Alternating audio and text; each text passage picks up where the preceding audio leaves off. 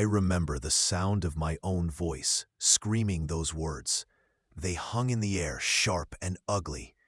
"You ruined my life!" The silence that followed was worse than the yelling. My mom just stood there in our small kitchen. The fluorescent light buzzed overhead. It made the whole scene feel cheap and sad. She didn't cry. She didn't shout back. Her eyes just got wet, glassy. She looked at me, and it was like she was seeing someone else, not her son. Some stranger standing in her kitchen. Her shoulders sank a little. She was still holding a dish towel. She whispered something. I don't know what it was. My heart was pounding in my ears. My own anger was so loud, it drowned her out. Then she turned. She just walked away. Down the hall. I heard her bedroom door click shut. Not a slam, just a quiet, final click. I was left alone with the echo of what I'd said. The words felt like they had burned my throat on the way out. I stood there for a minute. My hands were shaking. I looked around the kitchen. The dinner dishes were still in the sink. A half-eaten lasagna sat on the stove. A normal Tuesday night. Now it was ruined. I felt a hot wave of shame. But I was still too angry to apologize. I thought, let her think about it. Let her see how she's made me feel. I went to the living room and dropped onto the couch. I turned on the TV. I didn't even see what was on. The colors and sounds were just noise. A distraction from the sick feeling in my stomach. I kept replaying the fight in my head. It was so stupid. It started over a job interview I bombed. She'd said, maybe if you'd prepared more, like I suggested. And I just snapped. All the little comments from over the years came rushing out. I sat there for maybe 10 minutes. The anger was starting to cool, leaving behind a cold, hard lump of regret. I was just about to get up. I was going to go to her room. I was going to knock on her door and say I was sorry. I was working up the courage. Then I heard it. A knock on the front door. It wasn't a friendly knock. It wasn't the mailman or a neighbor asking for sugar. This was different. Firm. Heavy. Official. It was the kind of knock that says, we know you're in there. It was a sound that demanded an answer. My first thought was annoyance. Who is that? I muted the TV. The house was suddenly too quiet. I walked to the door. My socks were silent on the wood floor. I remember looking through the peephole. There were 2 police officers on my porch, a man and a woman. They looked serious. Their faces were blank, professional. The porch light made their badges gleam. My heart dropped into my shoes. What were the cops doing here? Did a neighbor complain about the yelling? That was all I can think. It was embarrassing. A noise complaint. I took a deep breath. I unlocked the door and pulled it open. The cool night air hit my face. The female officer spoke first. Her voice was calm, but it had no warmth. "Are you Mark Sullivan?" "Yeah," I said. My voice came out scratchy. "That's me. Is this about the noise? Look, I'm sorry. We had a disagreement. It's over." They exchanged a quick look. A look that told me this was about something much, much bigger than a loud argument. "Mr. Sullivan," the male officer said, "we need to speak with you about your mother, Patricia Sullivan." My mom? I felt a cold dread start to creep up my spine. "She's in her room. What's this about?" "Sir, can we come inside?" the female officer asked. It wasn't really a question. I stepped back, letting them into the house I'd just been screaming in. It felt different now. Tainted. They stood in the entryway, not moving further in. They were so large in the small space. "Mr. Sullivan," the female officer began again. Her tone was careful, Measured. We received a call from this residence about 20 minutes ago. A call? My mom called the police? On me? For yelling? That didn't make any sense. She wouldn't do that. The confusion must have been all over my face. The caller was your mother, the officer continued, confirming my worst fear in that moment. But then she said the words that shattered my entire world. She reported a domestic disturbance, and then, sir, she stated that she intended to end her own life. The floor fell out from under me. The air left my lungs. I couldn't speak. I couldn't breathe. End her life? Those words didn't make sense. They bounced around my skull but wouldn't land. My mom? No, she was just in her room. She was upset. She was giving me the silent treatment. That's what moms do. What? I finally managed to whisper. No, that's not possible. She's in her room. She just went to her room. The officers' faces were full of a pity I didn't understand. A pity that scared me more than anything. Sir, we need you to confirm her location right now, the male officer said, his voice firmer. I turned, my legs feeling like wood, and walked down the hall to her bedroom. The hall seemed to stretch for miles. I reached her door. It was still closed. I knocked softly. Mom? No answer. I knocked again, louder. Mom, the police are here. It's a misunderstanding. Can you come out? Silence. A thick, heavy, terrible silence. I looked back at the officers. They were right behind me. The female officer nodded toward the door. Open it, sir.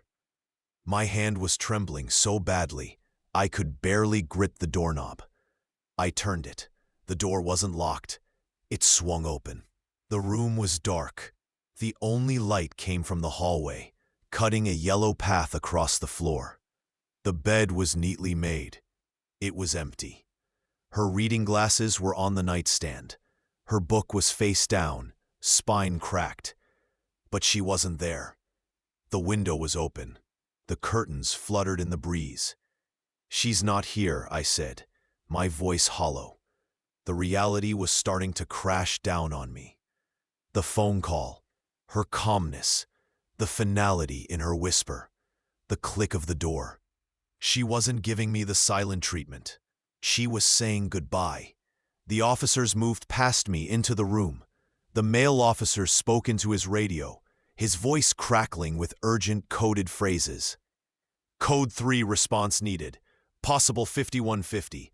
Subject is missing from the location. I stood in the doorway, frozen. My eyes landed on a small folded piece of paper on her pillow. I hadn't seen it at first. I walked over, my feet feeling like lead. I picked it up. It was a note, written in her familiar, looping handwriting. It was addressed to me. And in that moment, standing in her empty room, with the police and the fluttering curtains, I knew. The sound of that knock on the door, that heavy, firm, unforgettable knock. It wasn't the end of the argument. It was the beginning of the end of everything. That sound would never mean a pizza delivery or a friendly neighbor again. It would always mean my world breaking into 1,000 pieces. It would always mean the night I broke my mother's heart so completely that she walked out of her own life. I'm still trying to put it all back together. I keep thinking about that moment before the knock, when I was just an angry son on a couch. I had no idea what was coming. I had no idea how a single sentence could change everything forever. I wonder how many people are listening to this right now, feeling their own version of this dread. I wonder how far this story has traveled. Comenta aqui de que cidade você está me ouvindo, só para eu saber que não estou sozinha nesse sentimento. Just let me know I'm not screaming into a void. My hand shook as I unfolded the note. The paper felt thin, fragile, like it could tear from just the weight of the words written on it. I had to squint in the dim light from the hallway. Her handwriting was usually so neat, so careful. But this was different. The letters slanted. Some words were pressed so hard into the paper they'd almost torn through. Mark, it began. Just my name. Seeing it written in that moment made my throat tighten. I have loved you from the moment I knew you existed. The first sentence hit me like a physical blow. I had to lean against her dresser. The wood was cool against my palm. Every breath I've taken for the last 22 years has been for you. To build a good life for you. To keep you safe. I could hear the police officer still talking on his radio behind me. Words like search perimeter and K9 unit. But they sounded distant, muffled, like I was hearing them from underwater. All I could see were her words. I thought I was helping. With the job interview. With college. With your friends. I see now that it wasn't help. It was control. I was trying to build a perfect life for you, and in doing so, I was crushing the life out of you. I am so sorry, my beautiful boy. Tears started to blur my vision. I wiped them away angrily with the back of my hand. I couldn't cry now. I had to read. I had to understand. When you said I ruined your life tonight, I know you were angry. I know you didn't mean it, but you were right. A cold, sharp pain shot through my chest. No, she got it all wrong. I was the one who was wrong. I was the one who was sorry. Why couldn't she have just yelled back? Why did she have to take my stupid, angry words and treat them like some kind of final truth? The truth is, I ruined my own life a long time ago. I made choices. I stayed in a marriage that made me lonely. I gave up on my own dreams. I put all of my happiness into you. That was my mistake. It was a weight you were never meant to carry. A job you never applied for. I could smell her perfume on the air. That light, floral scent she always wore. It was still in the room, clinging to the curtains, to the pillows. It made the whole thing feel like a cruel trick. Like she'd just stepped out for a moment and would be back any second. I am so tired, Mark. I have been tired for years. I thought if I could just get you launched, just get you happy and settled, then I could finally rest. But I see now that I'm only holding you back. My worry, my fear, my constant suggestions, they are anchors around your neck. You can't fly with me holding you down. Every word was a confession I never wanted to hear. This wasn't the mom I knew. The mom who made my lunch every day until I was 18. The mom who sat through every terrible school play. This was a stranger. A woman in pain I had been completely blind to. I need you to know this is not your fault. You were the best part of my life. The only truly good part. My love for you is the one thing I never got wrong. Please don't blame yourself. Please live your life. Be bold. Make mistakes. Be happy. That is all I have ever wanted for you. Forgive me. All my love, forever, Mom. The note ended there. I stared at the empty space at the bottom of the page. I kept waiting for more. For a PS, I'm at the grocery store. For something that would make this all make sense. The female officer gently touched my elbow. I flinched. Sir, we need to take that. It's evidence. Evidence. The word was so cold, so clinical. This wasn't evidence. This was my mom's heart, written on a piece of paper. I didn't want to let it go. Letting it go felt like letting her go. Did she say where she was going? I asked, my voice barely a whisper. It was a stupid question. A desperate question. The officer's face was soft. No, sir. The note doesn't indicate that. We have units searching the neighborhood now. We've called in a description of her and what she was wearing. What she was wearing. I had to think. What was she wearing? My mind was a blank, white panic. Then it came to me. Blue jeans, a gray sweatshirt, the one with the small hole in the sleeve she kept meaning to mend. She was wearing her old sneakers, the ones she used for gardening. I told them. Each detail felt like a betrayal, reducing my mom to a description for a police bulletin. I walked back out into the living room.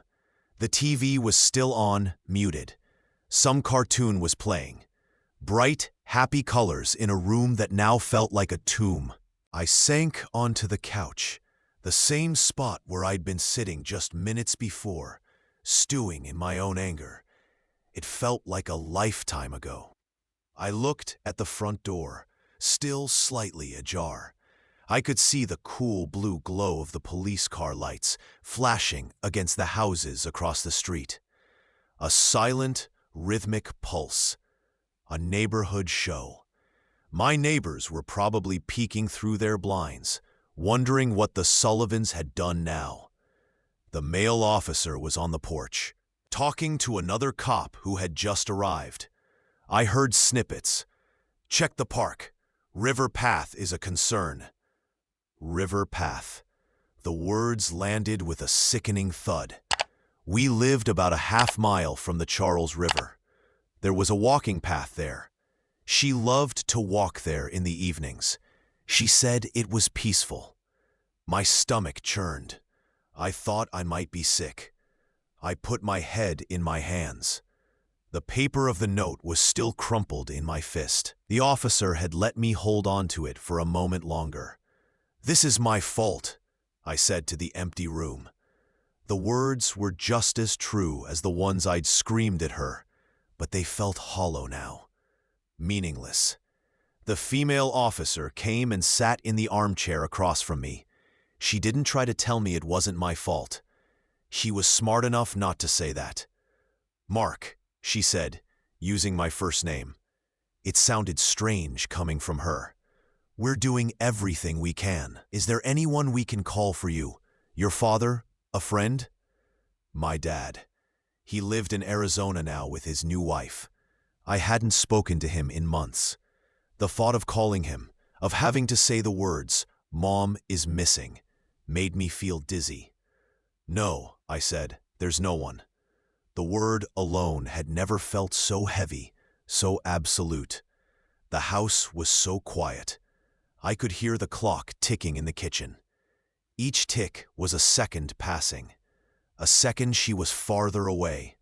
A second I was losing her. I kept replaying her face in those last moments in the kitchen. The wet eyes, the calm. It wasn't resignation, it was resolution. She had already made her decision. My words were just the final confirmation she needed. I had handed her the excuse. I thought about all the times I'd brushed her off. The times I'd told her I was too busy to talk. The times I'd rolled my eyes at her advice. I thought I was asserting my independence. I never once stopped to think that I was chipping away at her purpose. The officer's radio crackled to life. A voice, staticky and broken, came through. "Unit 42, we've got a possible sighting. Female matching the description near the footbridge on the river path. Sending coordinates." The officer and I locked eyes. The footbridge. It was her favorite spot. She'd sit on the bench there and watch the ducks. She said the sound of the water helped her think. The officer stood up quickly. "Stay here," she said, her voice all business again. "Lock the door behind us. A detective will be here shortly to stay with you." And just like that, they were gone. The two officers rushed out the door. I heard their car door slam, the engine roar to life, and the siren let out a single, piercing wail before fading into the distance. I was alone. I got up and locked the door, my hands still trembling. I turned and leaned my back against it, sliding down to the floor. The cold wood of the door pressed against my spine. I sat there in the silent, empty house, in the spot where I had stood screaming just an hour ago.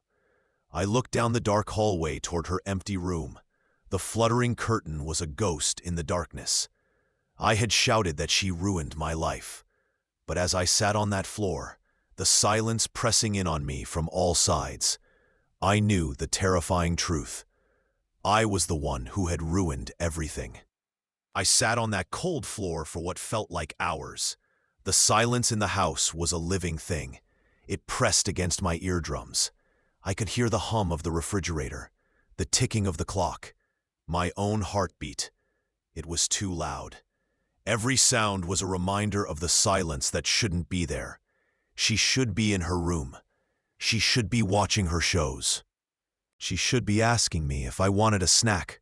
The normalcy of our life was gone. It had been ripped away in the space of a single knock. I finally pushed myself up. My legs were stiff and numb. I walked slowly to the kitchen, the scene of our last argument. A coffee mug was still on the counter, half full, hers. I picked it up. The ceramic was cold. I could see the faint imprint of her lipstick on the rim, a slash of faded pink. I put it down like it had burned me. Everything in this house was a landmine now. Every object was a memory I couldn't handle. I wandered into the living room. The TV was still on mute. The cartoon had been replaced by a late-night infomercial. A man was smiling, holding a blender, his mouth moving with no sound. It was the weirdest, most surreal thing. The world was just going on. People were selling blenders. My world had ended, and somewhere, someone was deciding if they needed a new kitchen appliance. I found the remote and turned it off. The sudden black screen felt better, more appropriate. I went back to her bedroom door. I couldn't go in. It was like an invisible wall was blocking the entrance. I just stood there, staring into the darkness. That fluttering curtain, it was still moving. A gentle, taunting dance. I thought about closing the window, but I couldn't. What if she came back and needed to get in? It was a stupid thought, a desperate, childish thought, but I left it open. My phone buzzed in my pocket. I jumped. My heart hammered against my ribs. For one insane second, I thought it was her. I fumbled for it. The screen glowed brightly in the dark hall. It was a notification from a food delivery app. "Your order is on its way," it said. I had ordered a pizza days ago. The normalcy of it felt like a punch. I deleted the app. My hands were shaking so badly, I almost dropped the phone. I went and sat on the couch again. The same spot. I was drawn to it, like I was trying to go back in time. If I just sat here, maybe I could undo it. Maybe I could rewind the last 2 hours. I'd take back every word. I'd listen to her advice. I'd thank her for caring. I'd tell her I loved her. The weight of the what-ifs was crushing me. It was a physical pressure on my chest. Then I remembered the note. The officer had taken it, but the words were burned into my brain. "I put all of my happiness into you." I finally understood what that meant. It wasn't a sweet sentiment. It was a tragedy. She had built her entire world on the shaky foundation of my life, and I, in my selfishness and anger, had kicked that foundation out from under her. I thought her constant involvement was a burden on me. I never saw that I was the only thing holding her up. The sound of a car engine made me bolt upright. I rushed to the window, peeling back the blind just a fraction. It wasn't a police car. It was my neighbor, Mr. Henderson, getting home from his night shift. He got out of his car, stretched, and walked to his front door without a care in the world. I let the blinds snap back. The jealousy I felt was ugly and immediate. He got to have a normal night. He got to go inside his house, where his life was still intact. I started pacing. The living room was too small. My thoughts were too big. They were racing, crashing into each other. Where was she? Was she cold? Was she scared? Was she even still okay? I couldn't finish the thought. The word felt too final, too monstrous. I had to believe she was just walking, clearing her head. She'd come back when she was ready. She had to. But the note didn't sound like someone who was just clearing her head. It sounded like a goodbye, a permanent one. I am so tired, Mark. How had I not seen how tired she was? The signs were probably all there.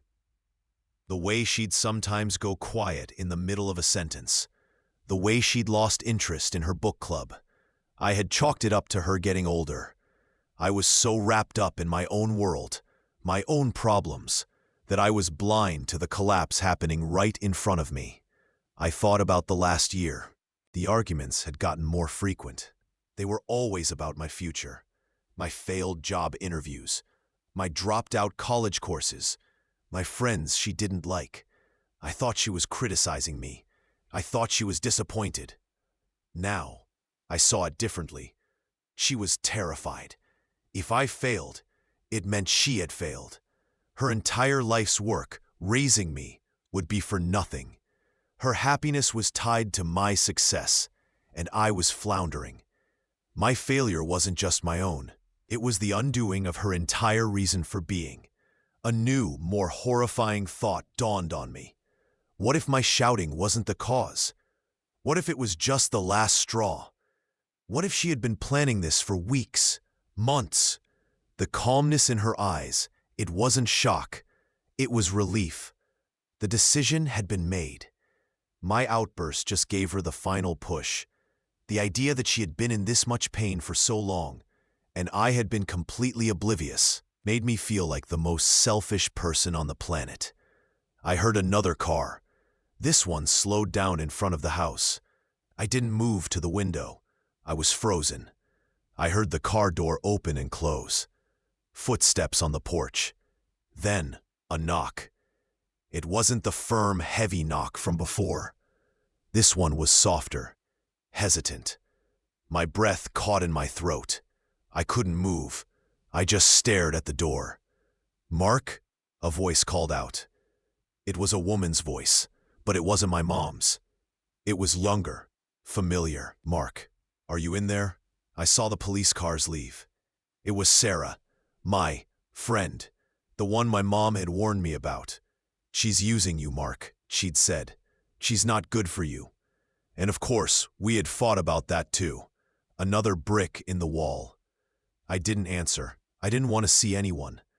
I just wanted to disappear into this floor. "Mark, I'm coming in, okay?" I heard the jingle of keys. She had a key.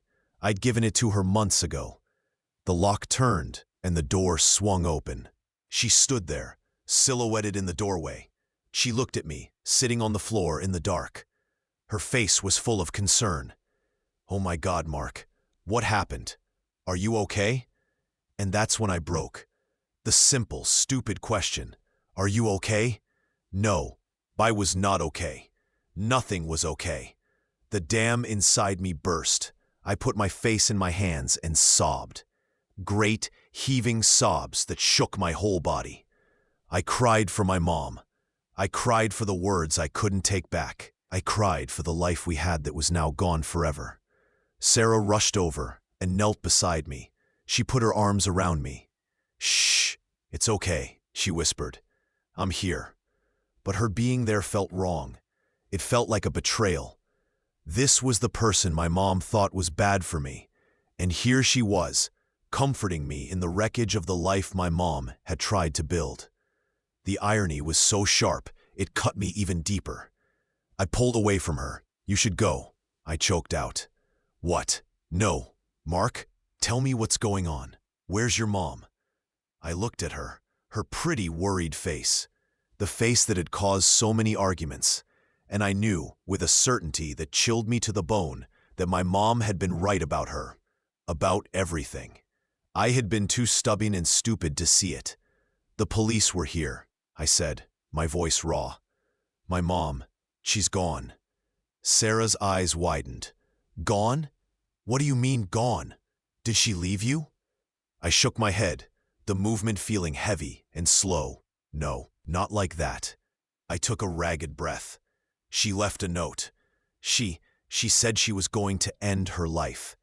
The color drained from Sarah's face. She sat back on her heels. Oh, Mark, no. And in that moment, seeing the shock on her face, it became real all over again. This wasn't a bad dream. This was happening. My mom was out there somewhere in the dark, and I was in here, with the wrong person, living out the exact scenario she had been trying to save me from. I had shouted that she ruined my life, but she was the one who saw the ruin coming. She saw it in my bad choices, my toxic friends, my aimlessness, and I was so busy being angry at her for pointing it out that I didn't see I was driving us both off a cliff. Now, she was gone, and I was left here in the ruins, alone, with the chilling realization that the person I should have been listening to all along was the one I had pushed away forever. The silence after Sarah left was heavier than before.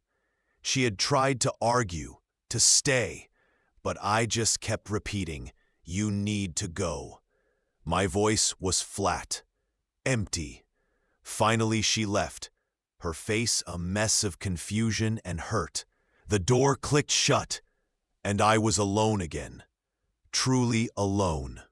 I listened to her car start and drive away.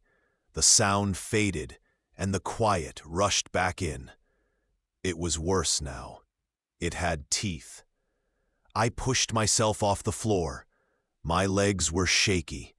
I walked to the kitchen and got a glass of water. My hand trembled so much the water sloshed over the rim. I looked at the puddle on the counter. A small, insignificant mess.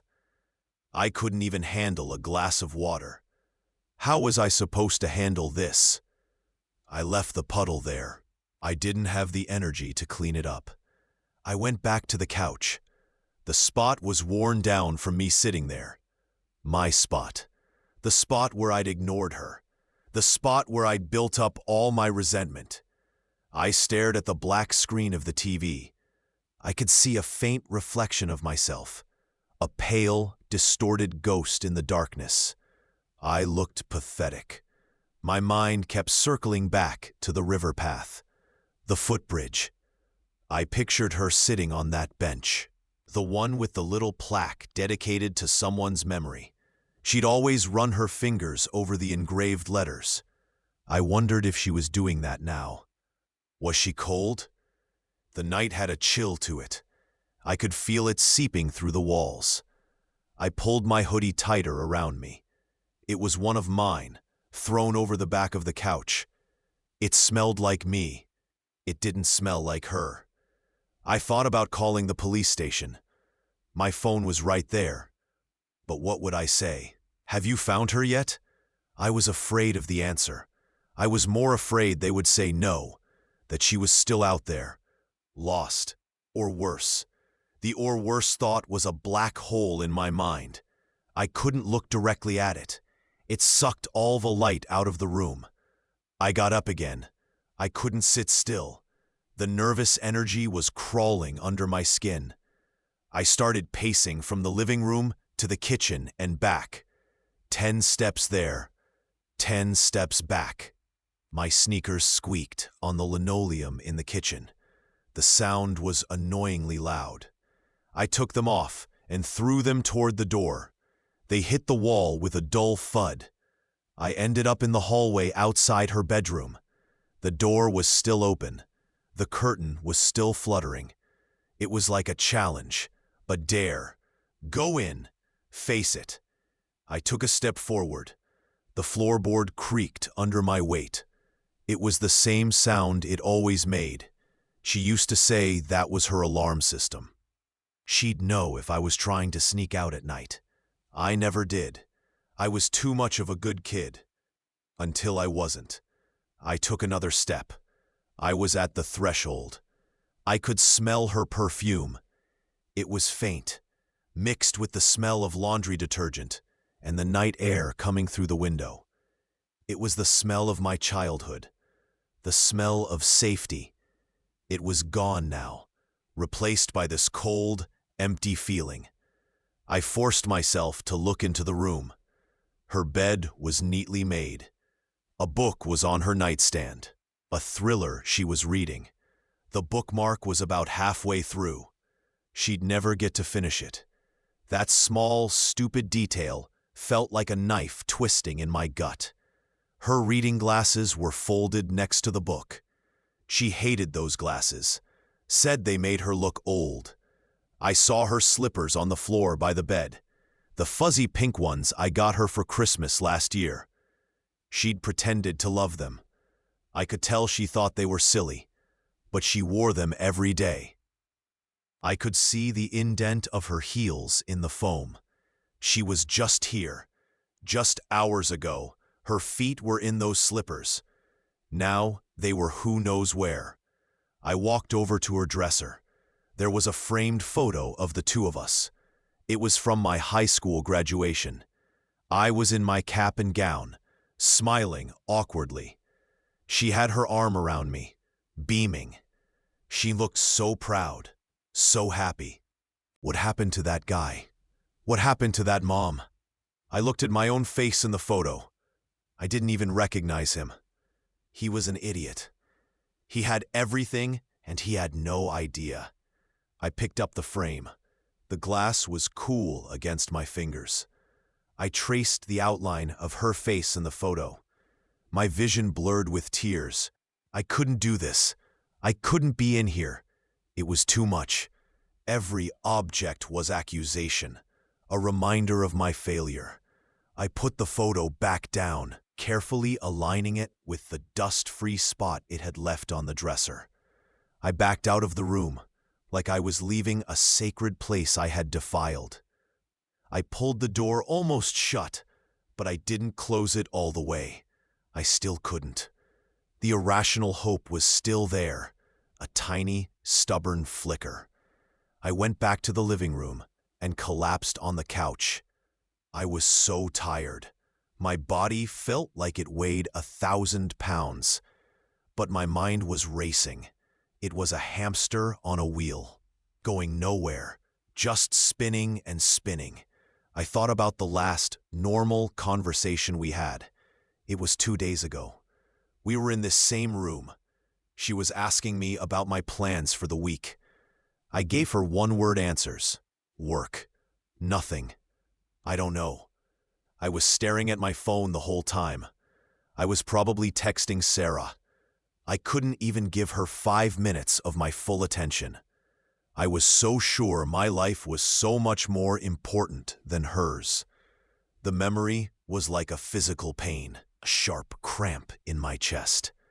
I rubbed my sternum, but it didn't help. The pain was on the inside. I must have dozed off for a minute, because the next thing I knew, my head jerked up. The house was still dark. The clock in the kitchen said it was 2:17 a.m. How long had I been out? 10 minutes? An hour? Time had lost all meaning. Then I heard it. A car. It was moving slowly, very slowly. It wasn't just driving down the street. It was creeping. I held my breath. I didn't move a muscle. The car stopped right in front of our house. I could see the glow of its headlights through the blinds, painting stripes of light on the opposite wall. This was it. This was the moment. The knock was coming. The knock that would tell me if my life was over, or if I was getting a second chance I knew I didn't deserve. The engine cut off. The headlights died. The street was dark again. I heard a car door open, then close. It was a solid, heavy sound, an official sound. Not like Sarah's little car door. Footsteps on the walkway. 1, 2, 3. They were measured, purposeful. They weren't in a hurry. That was a bad sign. If they had found her safe, they would be rushing to tell me, right? These footsteps were slow, respectful, dreadful. They reached the porch. I saw a shadow pass in front of the peephole. I was still on the couch, frozen. I couldn't get up. I couldn't go to the door. If I didn't answer, maybe it wouldn't be real. The knock came. It wasn't loud or aggressive. It was 3 soft, deliberate raps. Tap, tap, tap. It was the kindest, most terrifying sound I had ever heard. It was the sound of my future being decided. I didn't move. I just stared at the door. "Mark?" A man's voice called out. It was calm, soothing. It was the male officer from earlier. "Mark, it's Officer Miller. Can you open the door, please?" His voice was gentle, but it held a weight that crushed me. He wasn't here to tell me everything was fine. People don't use that voice when everything is fine. I took a deep, shuddering breath. This was it. The consequence of my words. The end of the story I started when I opened my mouth and screamed at the one person who loved me more than anything in the world. I slowly stood up. My knees felt weak. I walked to the door. Each step felt like I was walking through wet cement. My hand reached for the doorknob. It was cold. My heart was pounding in my ears, a frantic, desperate drumbeat. I turned the knob and pulled the door open. The door swung inward, and the night air hit my face. It was cold, colder than I remembered. Officer Miller stood there, his hat in his hands. He wasn't looking at me. He was looking at a point just past my shoulder. That was the first sign. His partner, a female officer whose name I'd forgotten, stood a step behind him. Her face was a careful, professional mask of nothing. That was the second sign. "Mark," Officer Miller said again, his voice low. "Can we come in for a minute?" My own voice was gone, stolen. I just nodded and stepped back, opening the door wider. The two of them walked into my living room. Our living room. It felt smaller with them in it. Cramped. They didn't sit down. They just stood there, in the middle of the room, and I was left hovering by the door, like a guest in my own home. Officer Miller cleared his throat. It was a soft, sad sound. "Son," he began, and that word, son, broke something in me. It was a word my mom used, a word filled with love. Coming from him, it was a hammer. "We found your mother," he said. The world tilted. I grabbed the doorframe to steady myself. The wood was solid under my fingers. Real. This was happening. "Where?" I managed to whisper. It was all I could get out. He took a small step forward. "She was at the footbridge, on the park bench, the one with the plaque." I knew the one. I saw it in my mind instantly. The green paint chipping off the iron. The little brass plaque for someone named Eleanor. My mom would trace the letters with her finger. I always thought she was just fidgeting. Now I wondered if she was memorizing it, saying goodbye to someone else's memory before making her own. Is she? I couldn't say it. The word was a brick in my throat. Officer Miller's eyes finally met mine. They were kind eyes. Tired. They'd seen this before. He'd probably done this before. Delivered this exact news to some other idiot who didn't know what he had until it was gone. "I'm so sorry, Mark," he said. And he was. I could see it. He was genuinely sorry. "She's gone." It was peaceful. "It looks like she took some pills. She was just asleep." The air left my lungs in a rush. I didn't sob. I didn't scream. It was a quiet, internal collapse. The foundation of my entire world gave way, and I just folded. I slid down the doorframe until I was sitting on the floor, my back against the wall. The same spot I'd been in when Sarah found me. The linoleum was cool through my jeans. "She left a note," the female officer said gently. She held out a small, clear plastic bag. Inside was a folded piece of paper. My mom's stationery, the one with the little flowers in the corner. I'd made fun of her for it, called it old lady paper. I stared at the bag. I couldn't take it. My hands were numb. "It's for you," Officer Miller said. "We read it. For the report. I'm sorry. But it's addressed to you." My vision swam. The plastic bag blurred. Addressed to me. Her last words. And I had screamed at her. My last words to her were that she ruined my life. Did she? I swallowed hard.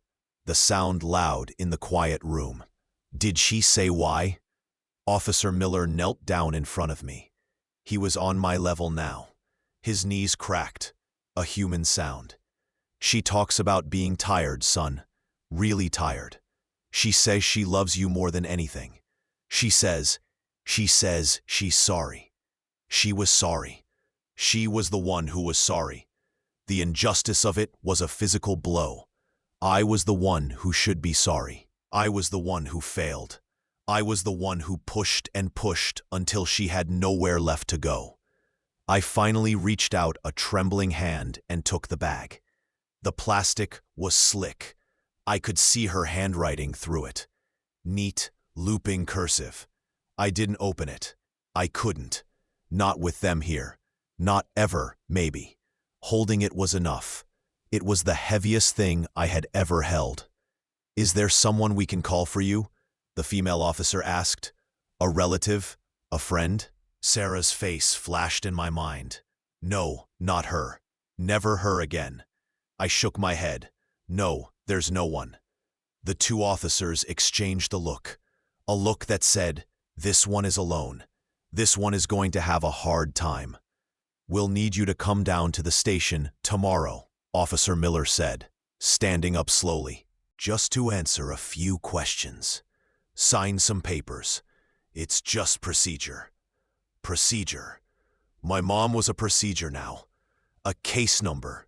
A report in a filing cabinet. "Okay," I whispered. They stood there for another moment, unsure what to do. You can't just drop a bomb like that and walk away. There's supposed to be a protocol for this too. But there isn't. There's just the silence after the news is delivered. The vast, empty silence where a person used to be. "Will you be all right here tonight?" Officer Miller asked. "By yourself?" I looked around the living room. At the couch where I ignored her. At the kitchen where we had our last stupid argument about me not doing the dishes. At the hallway that led to her empty room. This house was a museum of my failures. Every corner held a ghost. "No," I said honestly. "I won't be." He nodded, understanding. "Try to get some rest, Mark. We'll see you tomorrow." They left then. They walked out the door, back into the night that had taken my mother. I listened to their footsteps recede, heard their car doors open and close, the engine start, the sound of it fading down the street. And then it was quiet. Truly, completely quiet. I was alone. I looked down at the bag in my hand. Her final words to me. I thought about opening it, unfolding the paper, seeing the words she chose to leave me with.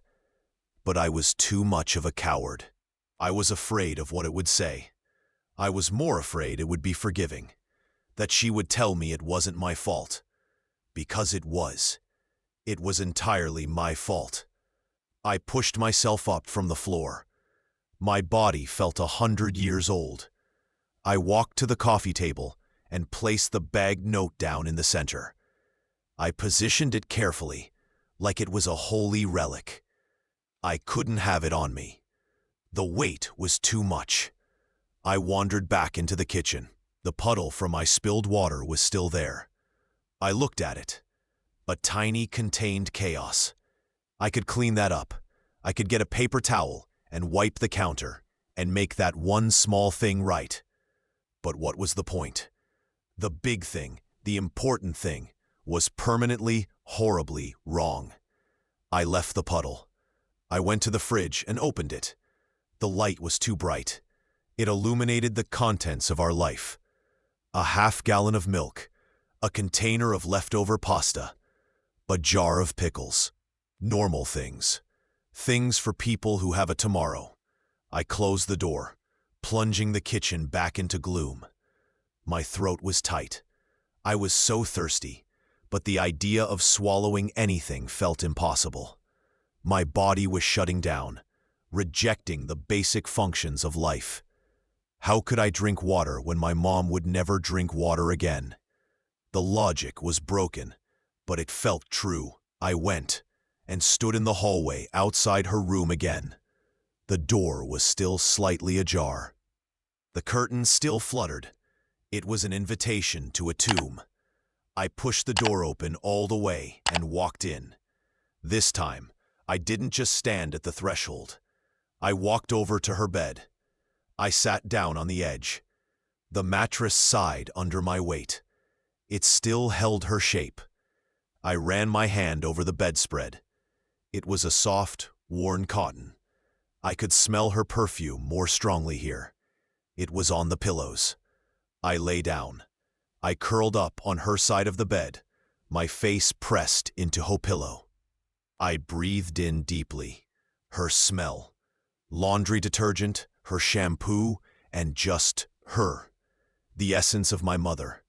It was still here. For now. How long does a smell last? A day? A week? And then it would be gone forever. And this room would just be a room. I thought about the pills. Officer Miller said it was peaceful, that she was just asleep. I hoped that was true. I hoped with every fiber of my being that she didn't feel a moment of fear or pain. I hoped her last thoughts were of something good. Of me as a little kid, maybe. Before I became this monster who shouted horrible things. I had told her she ruined my life, but she was the one who built it. She packed my lunches for school. She helped me with my science projects. She sat in the audience at every terrible school play. She taught me how to drive, her knuckles white on the dashboard. She was my life, and I told her she ruined it. The truth I was going to have to live with for the rest of my life, was the exact opposite. I didn't ruin her life. I was her life. And my rejection of her, my anger, my ingratitude, that was what she couldn't survive. She didn't leave because I was a failure. She left because she saw her son, the center of her universe, looking at her like she was the enemy. I didn't ruin her life. I made her feel like her life was no longer worth living. That was my crime. That was the consequence. I lay there in her bed, in the dark, and I finally understood the weight of a word. A single shouted sentence. It wasn't just words. It was a weapon, and I had fired it directly at her heart. The knocking was gone. The waiting was over. Now there was only the silence, and the note on the coffee table, and the rest of my life stretching out in front of me. An endless, empty road I would have to walk alone. Every step I took from now on would be on the ground she had paved for me. And I had thrown it all away for nothing. For pride, for stubbornness, for the right to be a selfish jerk. The police were gone. The mystery was solved. But the real horror was just beginning. The horror of living with what I had done. I stayed in her bed until the sun came up. The light crept in around the edges of the curtains, turning the dark room gray, then gold. It felt wrong. The world shouldn't be beautiful. It should be as broken as I was. I finally forced myself to get up. My body was stiff, my eyes were raw. I felt hollowed out, like someone had taken a spoon and scooped out everything that used to be me. I walked back into the living room. The note was still there on the coffee table. The plastic bag gleamed in the morning light. I had to face it. I couldn't leave it there like a piece of forgotten mail. I sat down on the couch, the same couch where I'd ignored her. I picked up the bag. My hands weren't shaking anymore. They were just still. Dead still. I opened the bag. The sound of the plastic zipping open was loud in the quiet house. I slid the paper out. It felt thin, fragile. I unfolded it slowly, careful not to tear it. Her handwriting filled the page. Neat, looping, familiar. I took a deep breath and started to read. "My dearest Mark," it began. My vision blurred instantly. She called me her dearest. After everything I said. If you're reading this, then I'm finally at peace. Please don't be angry. And please, please don't blame yourself. I had to stop. I put the paper down on my knee and pressed the heels of my hands into my eyes. She was telling me not to blame myself. It was the one thing I couldn't do. I forced myself to keep reading. I have been tired for a very long time.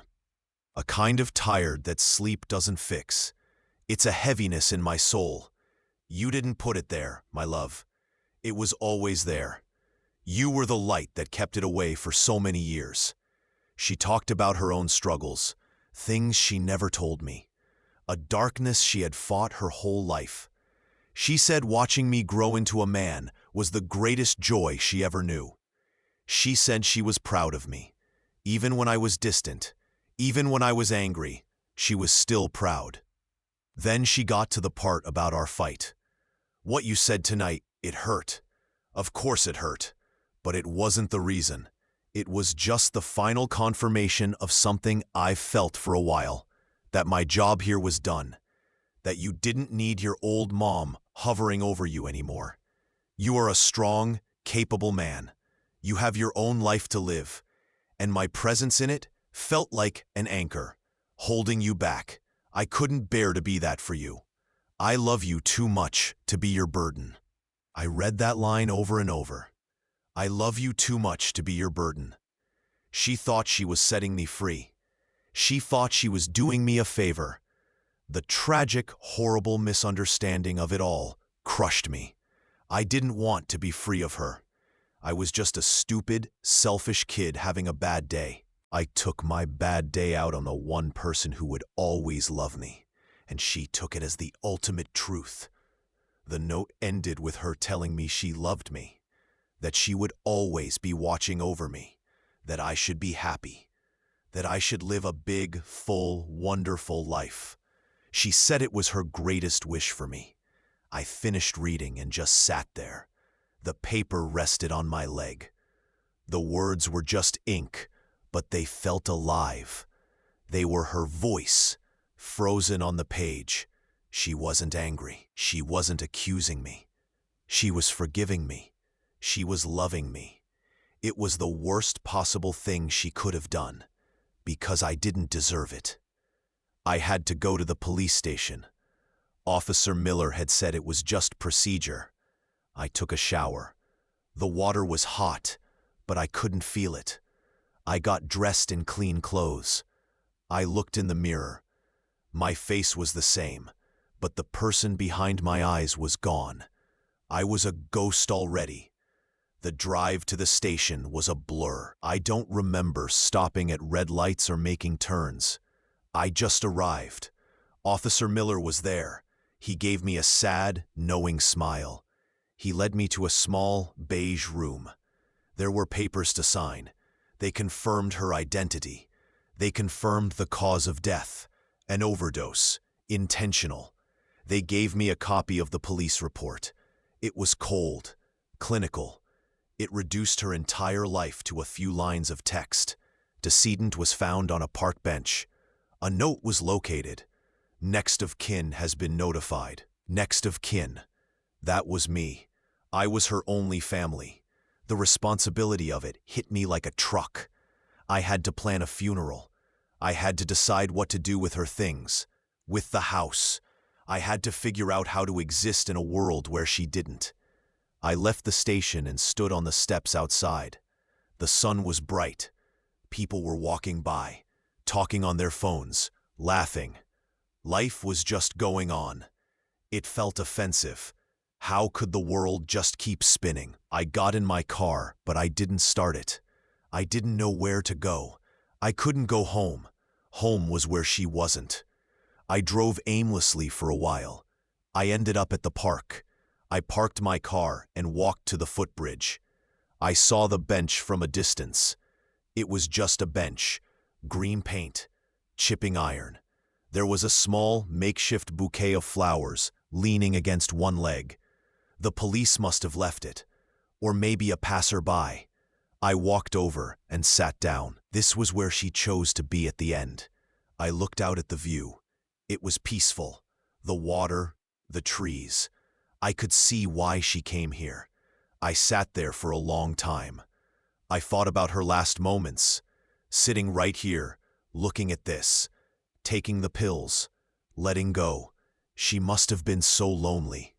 And I was at home, fuming about a stupid argument. I would give anything to go back, to have that night again. I would listen. I would hug her. I would tell her I loved her. But you don't get second chances with something like this. This was the end of the road. The police weren't coming back. The mystery was solved. There was no one else to blame. The consequence of my words was a permanent, silent house. It was a future without her phone calls. It was holidays with an empty chair. It was the rest of my life, and I had to find a way to live it. I stood up from the bench. My legs were weak. I touched the little brass plaque for Eleanor. "Beloved mother," it said. I wondered if her kids knew how much they loved her while she was alive. I hope they did. I walked back to my car. I got in. I looked at myself in the rearview mirror. "Okay, Mom," I whispered to my reflection. "I hear you. I wasn't okay. I wouldn't be okay for a long time, maybe ever. But I had her note. I had her words. She wanted me to live a big life. And for the first time since I opened that door to the police, I felt a tiny, fragile sense of purpose, not to be happy. That felt impossible. But to honor her, to try and become a man she would still be proud of. It wouldn't be a straight line. There would be bad days, days where the guilt would swallow me whole, but there would also be days where I remembered her smile, her laugh, the way she would hum when she was cooking. They started the car and pulled away from the curb. I was driving away from the bench, but I was taking her with me. In my heart, in my memory, in the weight of the lesson she had taught me with her final act. Words are not just words. They have power. They can build a life, or they can destroy one. I would never, ever forget that. My name is Mark Sullivan, and this is the story of how I learned that the most important things you ever say are the "I love yous," not the "you ruined my lives." Don't wait until it's too late to say them. If this story made you feel something, if it made you think about someone you love, then do me a favor. Hit that like button, leave a comment, and subscribe. Maybe my mom's story can help someone else remember what's important before their time runs out.